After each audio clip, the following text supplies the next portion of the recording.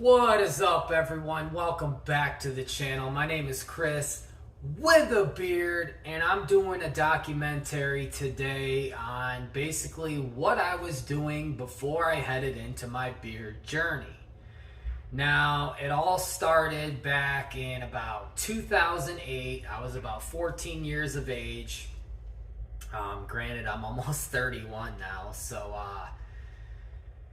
I was an overweight kid at one time, transitioning from being 12 to 13 years old. I was on some anxiety and depression medication, and it all started actually in fourth grade where I developed the anxiety. They thought I really had depression, but there was, depression that was, visible. But they pretty much treat anxiety and depression as a combo. As far as like when they try to prescribe a medication, it usually goes hand in hand. Now, I'm no psychologist, no therapist or anything like that, but that's just basically what I had gotten from it. So fast forward, they tried me on a bunch of different medications. They tried to say that I had ADHD about like 13 different times, and obviously I don't have that. But anyways, there was a medication that I found out later on, a couple years after, that I had become addicted to.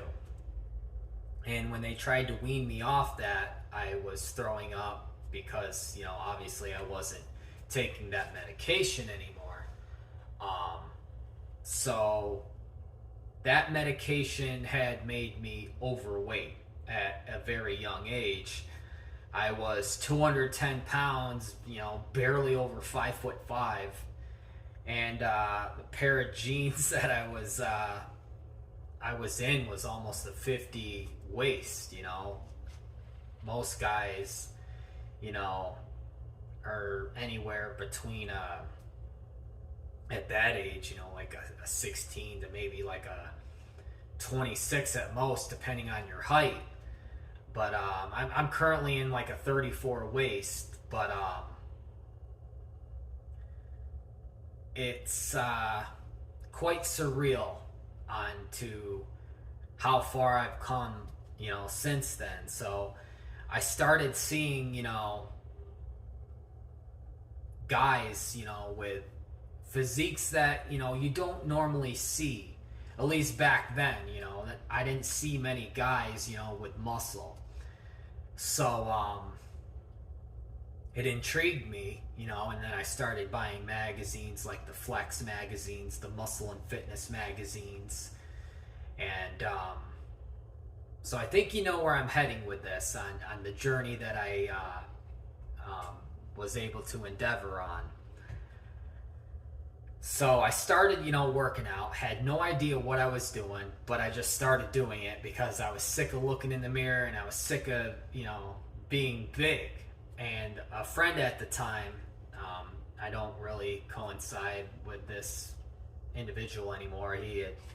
I don't even know what he's doing, but that's not the point. He was a bigger guy, and I was skinny when we had first met.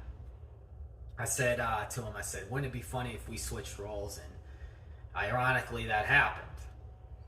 And so I started like just doing basic stuff like push-ups, sit-ups, pull-ups, tried to do them. And just kind of like looking at the weights. And, I even got into boxing a little bit at the Boys and Girls Club. I ended up sparring up against this guy, and he got pretty mad when I got a good lick on him. But whatever, I was 11 years old at the time when I got into the whole boxing thing. But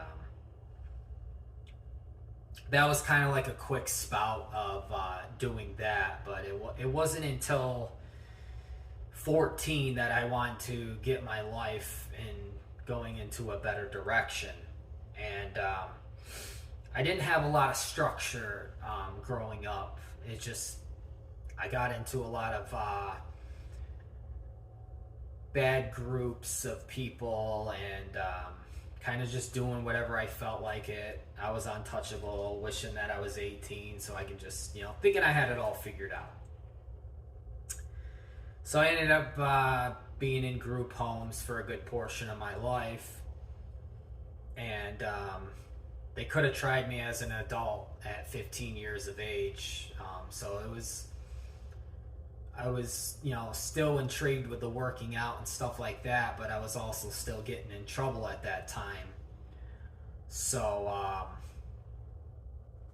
was shoplifting, because I came from a very rough upbringing. Not that that's an excuse, but I was stealing food and stuff from my mother. So I ended up almost being tried as an adult to like go into a juvenile, basically jail, but instead I went to a correctional facility up in Syracuse. And that's where I was really introduced to bodybuilding, which is the journey that I was originally partaking in before my beard journey. And I've loved it ever since, even though I stopped for quite some time. I never stopped loving bodybuilding, never stopped love working out, never stopped really any of it. I still listen to podcasts with Jay Cutler has a podcast with he's a 4-time Mr. Olympia on Spotify, so I listen to that time to time. I watch Seth Feroce. I was watching Tiger Fitness for a while. Just guys who are IFBB pros, never like big time Mr. Olympias, but you get the gist on basically, I always kept up with it. Granted, the breaks I took in between. So I met a guy in there. Unfortunately, he's no longer here.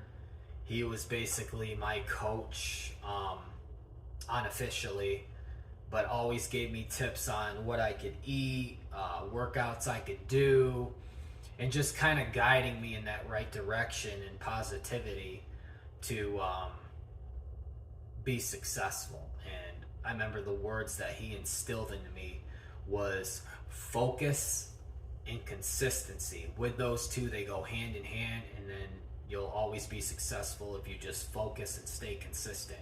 His biggest pet peeves.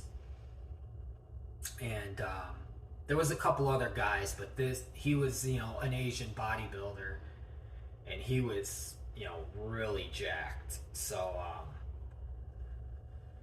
they had a weight room where we were at, and unfortunately we can only go every Sunday. Sometimes we'd be lucky to go twice a week, but I remember just going that Sunday every single week was like my paradise, my getaway to like bust out my frustrations. We would all rotate. It's every 5 or 10 minutes on a machine, and I remember we were all competing on doing free weight bench with dumbbells. And I remember the highest I got really, really strong in there, and I was benching 255-pound dumbbells, which is equivalent to 110 pounds if you were to do it on a straight bar.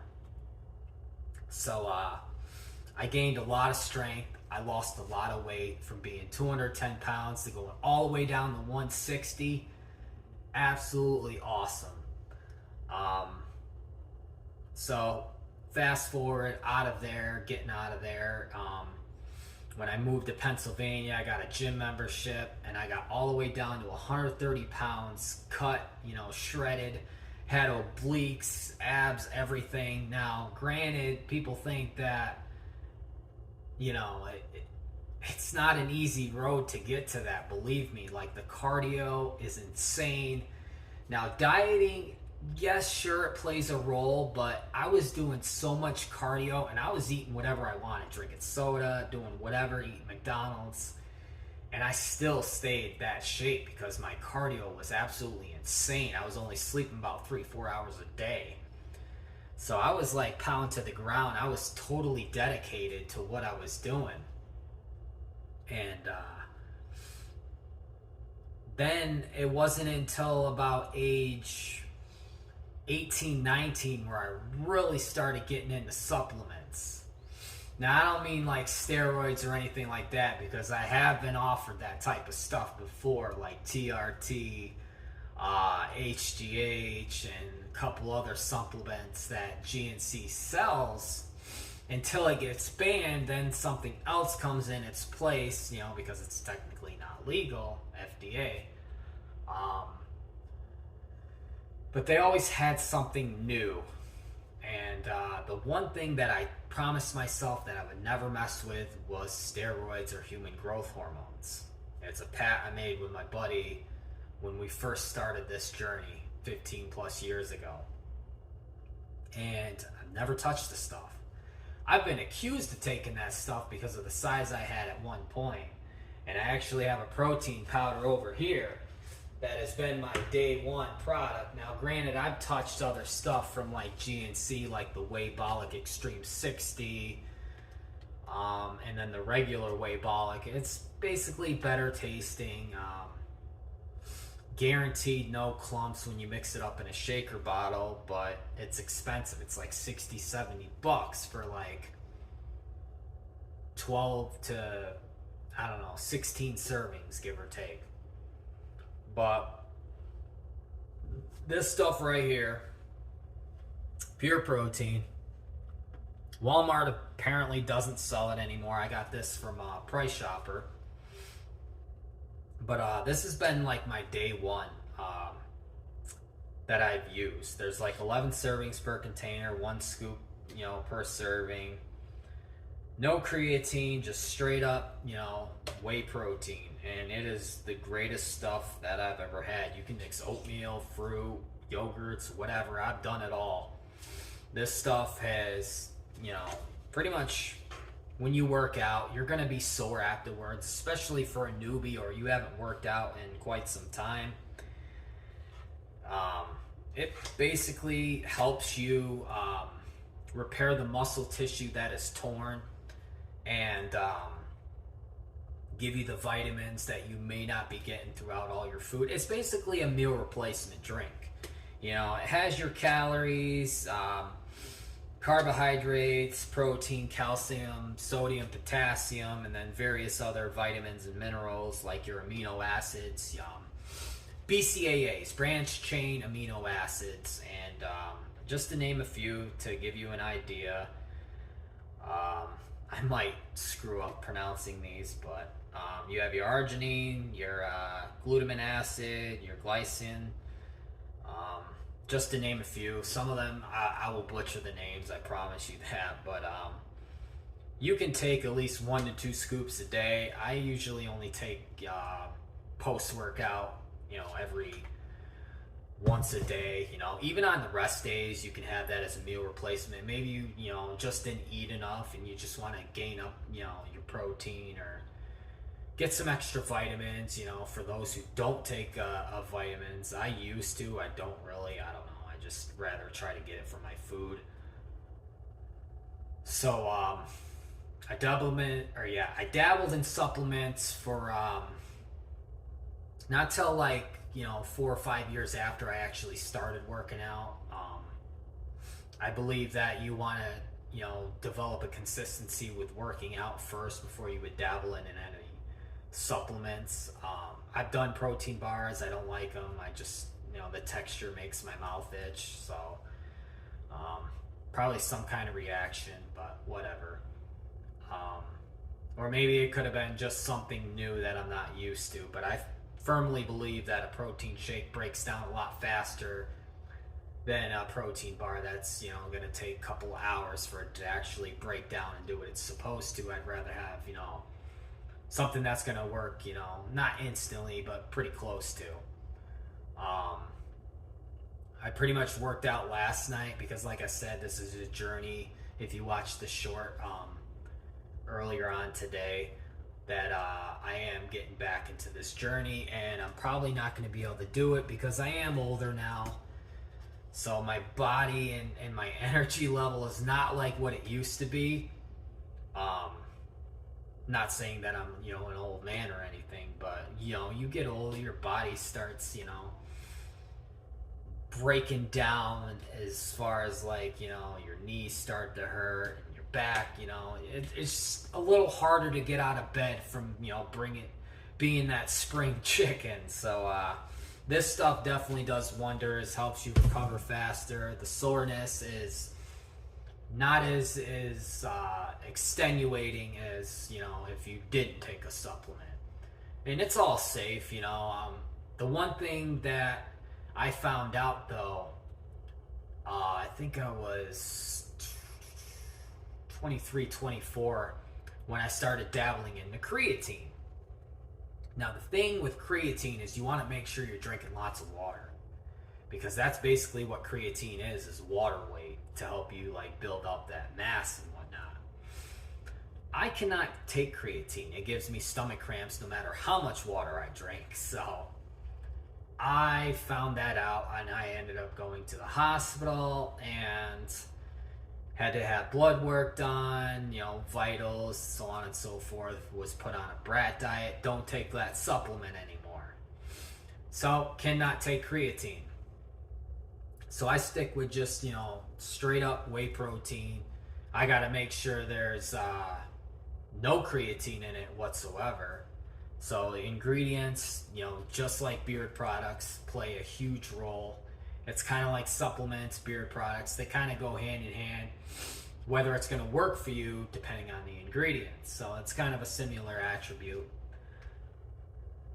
So then at around age 26 is where I kind of downward slumped of stopped working out. I kind of wanted to dabble into other things, and it wasn't until I don't know, a couple years after where I found, growing a beard and starting a beard journey was kind of like new, exhilarating. It was exciting. All these beard companies out there and content creators and affiliate partnership programs, and it just was wrapped up all of my time, and that's all I wanted to do. So here we are, fast forward, I'm doing the content creation and buying the products and doing the product reviews, and it's just been very what's the word I'm looking for, adventurous. So I kind of want to do both. Again, drinking water is good for beard growth, working out is good for beard growth, and just mentally both of those things combined let all that stress, that worry, and it's a lot more easy managing those things when you have a lot going on to occupy your time. So that's basically a little dive into the history of what I was doing beforehand to what I'm doing now, to mixing those two together and bringing you guys along for the journey. So I hope everyone could take something away from this video and just learning a little more about me on what I was doing, and some personal stuff that I don't normally share, but I think people can take something away from this, learn something, and maybe even relate to it. So if you enjoyed this video, liked it, hit a thumbs up. Think about subscribing to the channel. Maybe we can do another documentary on something personal about me if you enjoy this video. And only together we can discover the beard difference. Have a good one, everyone.